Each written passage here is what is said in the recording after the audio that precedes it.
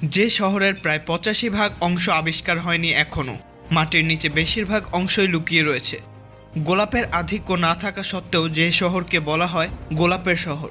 আজকে আপনাদের জানাবো পৃথিবীর ৭টি আশ্চর্যের মধ্যে একটি শহর নিয়ে।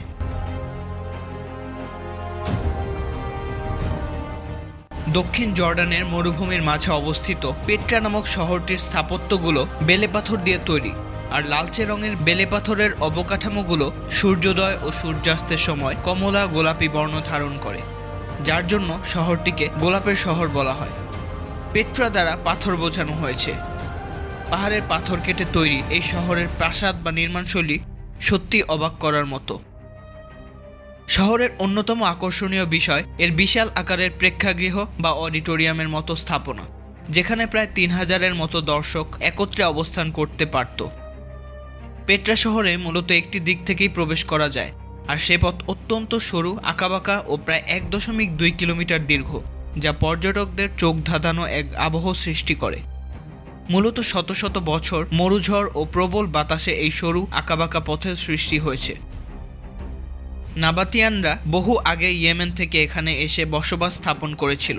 নাবাতিয়ানরা শৈল্পিক দিক থেকে বেশ রুচিশীল ছিল। তাদের প্রাসাদের কারুকার্য ও শৈল্পিক অবকাঠামোগুলো তারই প্রতিফলন। তারা পেট্রাকে রাজধানী হিসেবে গ্রহণ করে ও উন্নতি সাধন করে। তারপর রাজা প্রথম অ্যারেটাস থেকে শুরু করে চতুর্থ অ্যারেটাস পর্যন্ত অন্যতম শক্তিশালী রাজত্ব তাদের রাজপ্রাসাদগুলোর শৈল্পিক দিকগুলোতে তাকাতেই আঁচ করা যায়। প্রাসাদগুলোকে ভাবা হতো গুপ্তধন লুকিয়ে রাখার স্থান, তাই এর নাম দেওয়া হয় আল খাজনি।